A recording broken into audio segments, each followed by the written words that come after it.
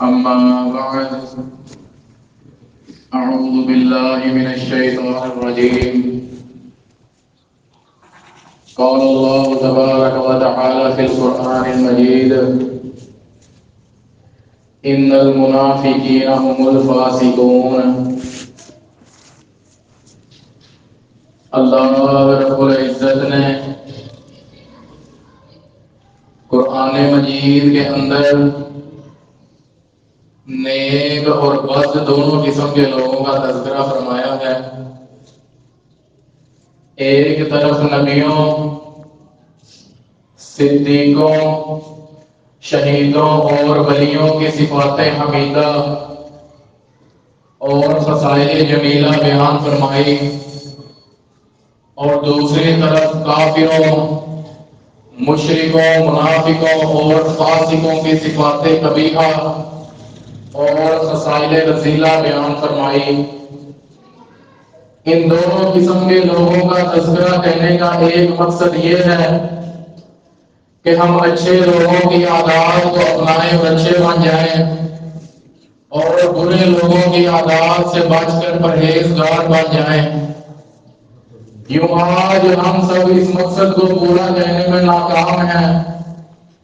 آج ہم اچھے لوگوں کا تذکرہ تو کرتے ہیں، نبیوں اور ولیوں کی صفات کو بیان کرتے ہیں، لیکن ان صفات کو اپناتے نہیں اور انہیں نمونہ بنا کر نیک سیرت اور برا عمل نہیں بنتے. اسی طرح ہم اٹھتے بیٹھتے برے لوگوں کی مذمت تو کرتے ہیں، کافروں، مشرکوں اور منافقوں کی بری عادات کو بیان کرتے ہیں، لیکن خود ان عادات سے اجتناب نہیں کرتے. ہم اس مقصد کو پورا کرنے میں ناکام ہیں.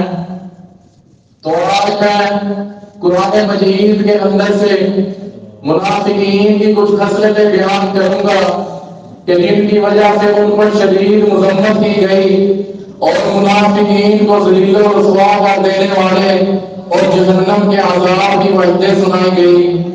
ان خصلتوں کو بیان کرنے کا مقصد صرف یہ ہے کہ ہم ان خصلتوں سے بچیں تاکہ ہم منافقت کے دبے سے محفوظ رہ سکیں. تو اللہ رب العزت نے سورہ توبہ کے اندر منافقین کی 5 خصلتیں بیان فرمائی. فرمایا یأمرون بالمنکر کہ منافقین کی پہلی خصلت یہ ہے کہ وہ لوگوں کو برائی کا حکم دیتے ہیں، لوگوں کو گناہ کی دعوت دیتے ہیں، لوگوں کو نافرمانی پر آمادہ کرتے ہیں، لوگوں کو دین سے دور ہٹانے کی کوشش کرتے ہیں، معاشرے کے اندر بے حیائی، فحاشی و ریانی اور فسق و فجور پھیلانے کی کوشش کرتے ہیں.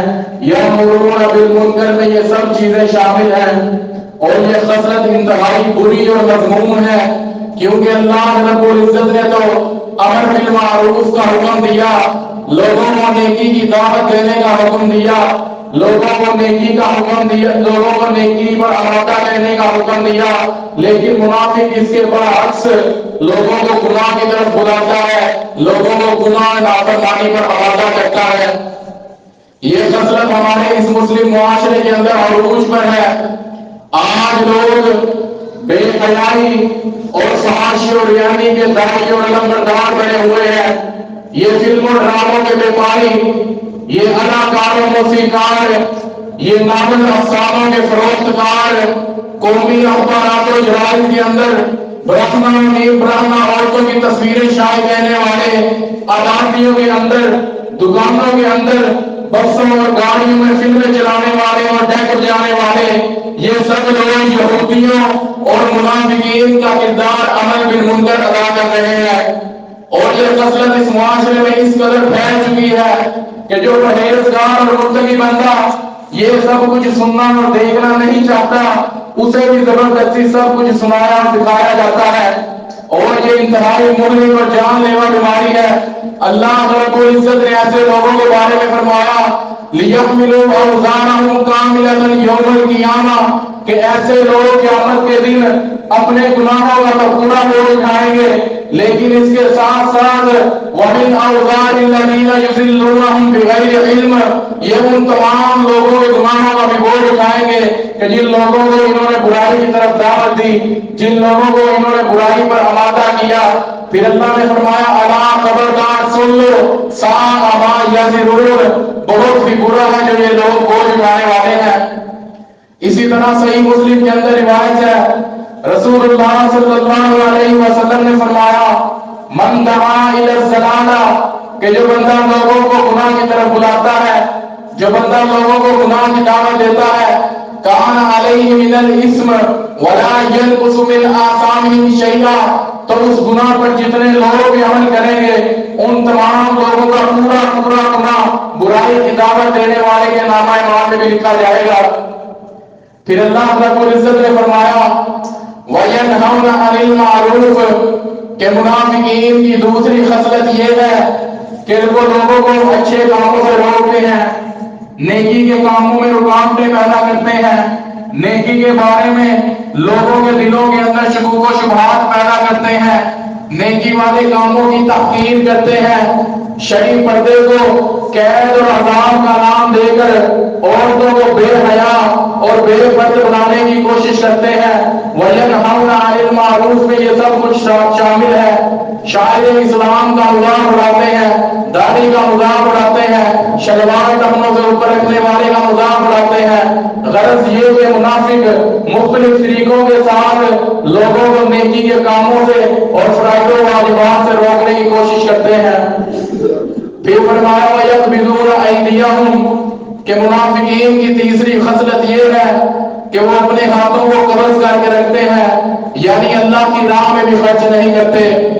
اور یہ بات یاد رکھیے، اس دنیا کے اندر جس کو جو کچھ بھی ملتا ہے وہ سب کچھ اللہ رب العزت کا ہی عطا کرتا ہے۔ اللہ فرماتے ہیں نحن قسمنا بینہم معیشتہم فی الحیات الدنیا، کہ ہم انہیں اس دنیا کی زندگی کے اندر ان کی معیشتوں کو ان کے درمیان تقسیم کر دیا۔ جو رزق آسمان سے اترتا ہے سب کچھ اللہ رب العزت کا ہی عطا کرتا ہے، تو اس میں سے اللہ کی راہ میں خرچ کرنا فرض اور واجب ہے۔ اور صرف فرض زکات ہی نہیں بلکہ نفلی صدقہ خیرات کی کثرت سے کرنا چاہیے، اس کی بہت زیادہ تاکید کی گئی ہے۔ اللہ رب العزت نے قرآن مجید کے اندر مومنین اور متقین کی صفات میں یہ صفت بار بار بیان کی وَمِمَّا رَزَقْنَاهُمْ يُنْفِقُونَ، کہ مومن لوگ اپنے رب کے دیے ہوئے مال میں سے اپنے رب کی راہ میں خرچ کرتے ہیں۔ مومن اللہ کا حکم سمجھتے ہوئے، اللہ کا قرب حاصل کرنے کے لیے، اللہ کے دیدار کا شوق رکھتے ہوئے نفلی زکات فرضی زکات کے ساتھ ساتھ نفلی صدقہ خیرات کی کثرت سے کرتے ہیں۔ لیکن منافق لوگ اس کے برعکس ہیں، وہ اللہ کا دیا ہوا مال اللہ کی راہ میں تو خرچ نہیں کرتے، لیکن اللہ کی نافرمانی میں، شیطانی کاموں میں، شادی بیاہ اور جینے مرنے کے موقعوں پر کافروں جیسی رسموں میں اپنے خزانوں کے منہ کھول دیتے ہیں، اور غریبوں مسکینوں کے لیے، دین کی نشر و اشاعت کے لیے اور مساجد و مدارس کے لیے ان کے پاس کوئی شے نہیں۔ اور اگر مجبوری اور بے بس ہو کر اللہ کی راہ میں خرچ کرنا پڑ بھی جائے تو ان کی حالت یہ ہوتی ہے، اللہ فرماتے ہیں وَلَا يُنْفِقُونَ إِلَّا وَهُمْ كَارِهُونَ، کہ منافق لوگ اگر بے بس اور مجبور ہو کر اللہ کی راہ میں خرچ کرتے ہیں تو دل کی تنگی کے ساتھ اور اپنے اوپر بوجھ اور تاوان سمجھ کر اللہ کی راہ میں خرچ کرتے ہیں، اللہ کی رضا حاصل کرنے کے لیے خرچ نہیں کرتے۔ پھر فرمایا نسوا اللہ، کہ منافقین کی چوتھی خصلت یہ ہے کہ وہ اپنے رب کو بھول چکے ہیں، انہوں نے اللہ کے دین کو نظر انداز کر دیا، اللہ کے اوامر و نواہی کو پس پشت ڈال دیا، ان کے دل اللہ کی یاد سے خالی ہیں، ان کے دل اللہ کی محبت اور اللہ کے ذکر سے خالی ہیں، وہ ہر وقت دنیاوی امور اور دنیاوی لذتوں اور مسرتوں کی یاد میں رہتے ہیں۔ ایسے لوگوں کے بارے میں اللہ نے فرمایا استحوذ علیہم الشیطان، کہ ان لوگوں پر شیطان غالب آ گیا، فانساہم ذکر اللہ، اور شیطان نے ان کو اللہ کے ذکر سے غافل کر دیا۔ اولئک حزب الشیطان، یہی لوگ شیطان کا گروہ ہے، یہی لوگ شیطان کے چیلے ہیں۔ अला खबरदार सुन लो, इन्ना हिज़्ब अश-शैतान हुमुल खासिरून, कि बेशक शैतान का गिरोह बहुत ज्यादा नुकसान और घाटा उठाने वाला है। अल्लाह रब्बुल इज्जत ने मुनाफिकीन को शैतान का गिरोह कहा और इनकी सजा का बयान करते हुए फरमाया, फज़ूक़ू बिमा नसीतुम लिक़ाअ यौमिकुम हाज़ा, कि तुमने इस दिन की मुलाकात को भुला दिया था, बस इस वजह से आज़ाब को चखो। फ़इन्ना नसीनाकुम, बस बेशक हमने भी तुमको भुला दिया। वज़ूक़ू अज़ाबल ख़ुल्द, और हमेशा आग में रहने का अज़ाब चखो। बिमा कुंतुम तअमलून, इस वजह से कि तुमने हमें भुला दिया था। फिर अल्लाह ने फरमाया, वला यातून अस्सलाता इल्ला वहुम कुसाला, कि मुनाफिकीन की पांचवी खसलत ये है कि वो नमाजें तो सारी अदा करते हैं, लेकिन अपनी नमाजों के अंदर सुस्ती, कोताही और गफलत का शिकार है। नमाजें तो सारी अदा करते हैं, लेकिन कभी नमाज को उसके अव्वल वक्त से मुअख्खर कर देते हैं, कभी नमाज को बगैर जमात अदा करते हैं, अजान सुनने के बावजूद मस्जिद में नहीं आते और अपने घरों में ही नमाजें अदा करते हैं। ये सब नमाज में सुस्ती वाले अमाल हैं, और नमाज में सुस्ती करना मुनाफिकीन की अलामत और मुनाफिकीन का तरीकाकार है। बहरहाल अल्लाह रब्बुल इज्जत ने सूरह तौबा के अंदर मुनाफिकीन की ये 5 खसलतें बयान फरमाई। आज लम्हा फिक्रिया ये है कि ये 5 खसलतें हमारे इस मुस्लिम मुआशरे के अंदर पाई जाती हैं, ये 5 खसलतें हमारे अंदर मौजूद हैं, लेकिन हमारी कैफियत और हालत ये है कि हमें किसी चीज की फिक्र और परवाह नहीं। दूसरी तरफ सहाबा किराम थे, जन्नत की बिशारतें पाने वाले, रज़ी अल्लाह अन्हुम व रज़ू अन्हु का लक़ब पाने वाले वो सहाबा किराम जो इन खसलतों से बहुत दूर थे, उनकी क्या हालत थी। उठाइए सहीह बुखारी, एक दफा हंज़ला रज़ी अल्लाह अन्हु बाजार में ऊंची ऊंची कह रहे थे, नाफका हंज़ला, कि हंज़ला मुनाफिक हो गया, नाफका हंज़ला, कि हंज़ला मुनाफिक हो गया। तो सिद्दीक़ अकबर रज़ी अल्लाह अन्हु ने पूछा कि क्या हुआ? कहा कि जब मैं नबी करीम सल्लल्लाहु अलैहि वसल्लम की मजलिस में होता हूँ तो मेरे ईमान का मयार ज्यादा होता है।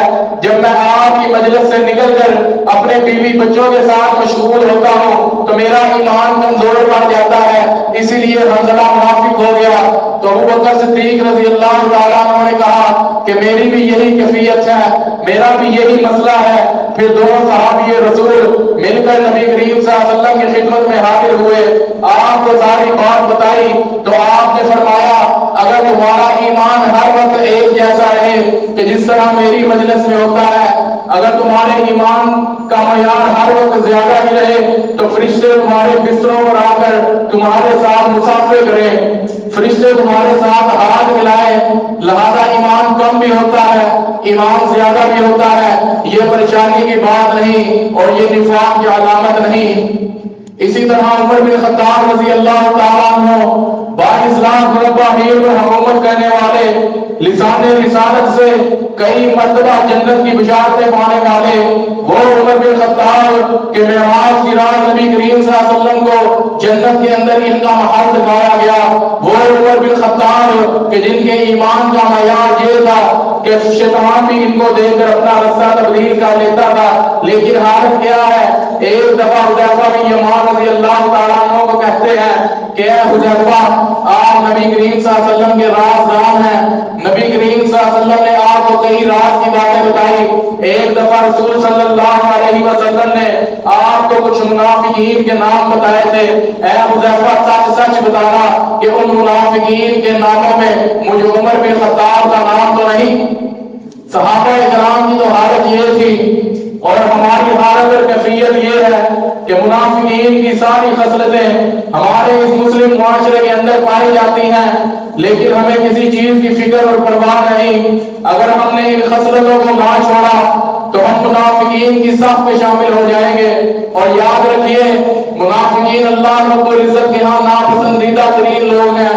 मुनाफिकीन की सजा और अंजाम खुले काफिरों और मुशरिकों से ज्यादा खतरनाक है।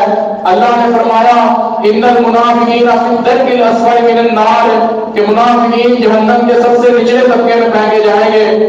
और फरमाया, लाअनहुमुल्लाह, कि मुनाफिकीन पर अल्लाह ने अपनी लानत और फुटकार भेजी है। پھر فرمایا اولئک اصحاب النار، یہ منافقین ہی آگ والے ہیں، ہم فیہا خالدون، اور اس آگ میں ہمیشہ ہمیشہ رہنے والے ہیں، وَلَهُمْ عَذَابٌ مُهِینٌ، اور منافقین کے لیے ذلیل و رسوا کر دینے والا عذاب ہے۔ تو اللہ رب العزت سے دعا ہے کہ اللہ ہمیں منافقین اور فاسقین کی عادات سے بچنے اور مومنین اور متقین کی صفات کو اپنانے کی توفیق عطا فرمائے۔ وآخر دعوانا ان الحمد للہ رب العالمین۔